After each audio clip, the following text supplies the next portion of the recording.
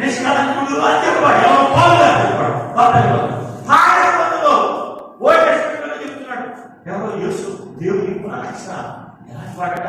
పరిశుద్ధుడు. పరిశుద్ధుడు సర్వలోకము ఆయన మహిమతో నిండి ఉన్నదని ఆయన గొప్ప స్వరంతో జ్ఞానము ప్రతిగానము చేయుచున్నారు. ఎవరు?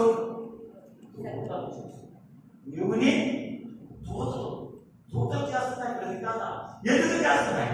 ఆయన ఆరాధిస్తున్నాయి, స్తుతిస్తున్నాయి. ఎందుకంటే ఆయన తండ్రిగా పరిశుద్ధుడు, కుమారుడిగా పరిశుద్ధుడు. అసలు ఆయన పేరులో ఏమన్నది ఏంటి? త్రిత్వములో పరిమితం కలిగిన దేవుడు. ఎంత గొప్ప మార్గంలో చూసాం. మనం అనుకుంటున్నాం పరిశుద్ధుడు పరిశుద్ధుడు పరిశుద్ధుడు. ఒకసారి సరిపోతుంది కదా, 3 సార్లు ఎందుకన్నాలి? ఆలోచించండి. ఆయన తండ్రిగా పరిశుద్ధుడు. ఏమంటున్నాడు? నేను నీ దేవుడైన యెహోవాను. ఎక్కడ చెప్పాడు? సేరియా కాండము 11వ అధ్యాయము 44వ వచనం.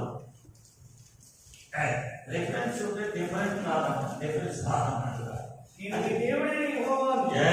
నేను ఏమంటే నీ దేవుడైన యెహోవా